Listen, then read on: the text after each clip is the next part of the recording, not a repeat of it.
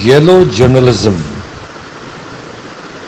جاوید چودھری کی پی P L پر الزام تراشی بغیر کسی تحقیق کے۔ آئیے ویڈیو دیکھتے ہیں اور جواب دیتے ہیں جاوید چودھری اور رانا مشتاق کو۔ الرحمن الرحیم۔ میرا نام جاوید صادق ہے اور پیشے کے اعتبار سے میں کمپیوٹر سافٹ ویئر انجینئر ہوں۔ مجھے کسی نے 2-4 دن پہلے جاوید چودھری کا لکھا ہوا ایک مزاحیہ خاکہ بھیجا اور پڑھ کر افسوس بھی ہوا کہ آج یہ دن بھی دیکھنا پڑے گا کہ جاوید چودھری ایک ایسی فیلڈ کے بارے میں لکھے گا جس سے اس کا دور دور تک کوئی تعلق نہیں سوائے کھانا پکانے والی گیس۔ اس کا ٹائٹل تھا پاکستان پیٹرولیم میں کرپشن۔ کاش یہ پہلے معلومات حاصل کر کے لکھتا۔ جو بھی الزام تراشی کی گئی وہ سب سے پہلے ان کے کالم 0 پوائنٹ میں لکھا گیا 26 اگست کو۔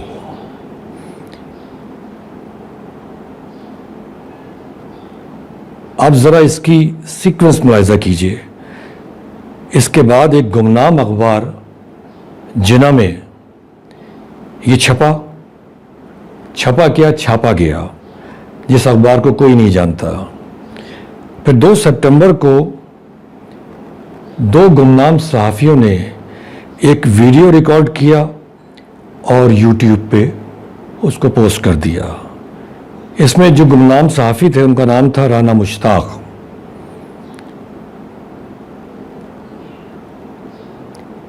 اس تمام واردات کے پیچھے میں دعوے سے کہہ سکتا ہوں کہ جاوید چودھری صاحب ہیں۔ میرے خیال میں ان کو کہیں سے لفافہ مل گیا ہوگا یہ کارروائی ڈالنے کے لیے۔ کاش اس نے معلوم کر لیا ہوتا کہ پی پی ایل میں ٹینڈرنگ کرنے کا طریقہ کار کتنا شفاف ہے، اور ایک ایسے شخص پر جن کا نام ہے معین رضا الزام لگا دیا کرپشن کا کہ انہوں نے کچی پکی گیس نکالی اور ای گیس کو بیچ دی۔ جیسی تم نے اس شخص کے بارے میں کم از کم اس کی قابلیت تو دیکھ لی ہوتی، اس کا تجربہ تو دیکھ لیا ہوتا۔ اس کی مثال عمران خان جیسی ہے کہ عمران خان کے چہرے سے آیا ہے کہ وہ چور نہیں ہے، ایک سچا انسان ہے۔ بالکل اسی طرح معین رضا پی پی ایل کے ایم ڈی ہیں۔ یہ لوگ اپنی قابلیت اور شاندار تجربے کی بنیاد پر یہاں تک پہنچے ہیں جس کی تم کو یعنی جاوید چودھری صاحب بہت شدید تکلیف ہوئی ہے۔ مجھے نہیں معلوم تمہارا گول کیا ہے، تمہارا اسٹیٹس اور اسٹینڈرڈ کیا ہے، یہ ایک سوالیہ نشان ہے۔ تمہیں شکایت ہوئی کہ تمہارا معین رضا سے رابطہ نہیں ہو سکا، تو یہ تمہارے حق میں بہتر ہوا۔ تمہارا کوئی لیول نہیں ہے کہ تم معین رضا سے پی پی ایل کے ایم ڈی سے ہم کلام ہوتے۔ میرے خیال میں تم لفافے کے چکر میں ہوں گے یا کوشش کر رہے ہوں گے کہ شاید پی پی ایل سے کوئی لفافہ مل جائے، اور تمہاری یہ کوشش ناکام ہو گئی۔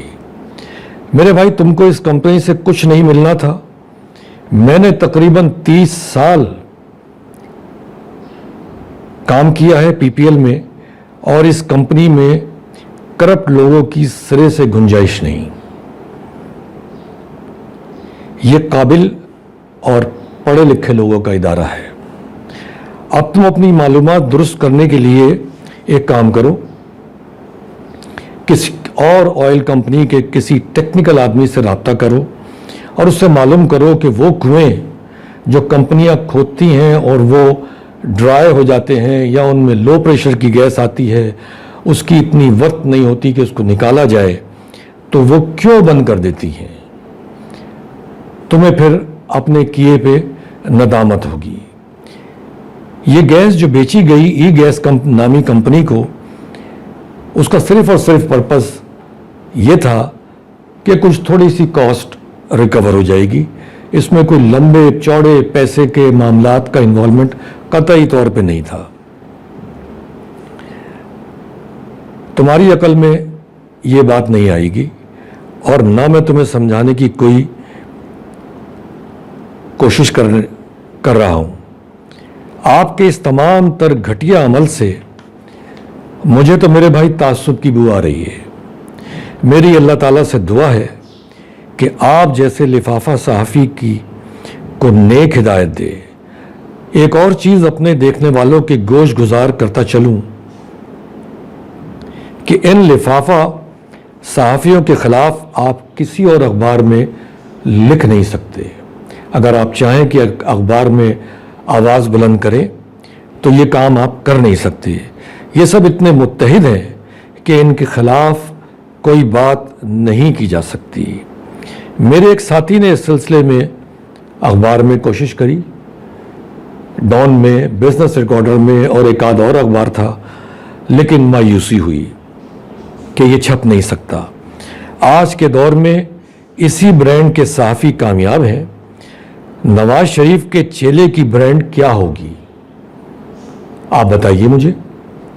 हमें मालूम है कि इनके प्राइवेट चैनल को कौन सी क्लास देखती है, कौन सा तबका उसको देखता है। बहरहाल अखबार में तो ये छपा नहीं, मगर सोशल मीडिया पे अल्लाह की ज़ात से मुझे उम्मीद है कि ये वायरल होगा और ये घटिया नाम नेहाद सहाफ़ी सहाफ़त के लिए बदनुमा दाग बेनकाब होंगे।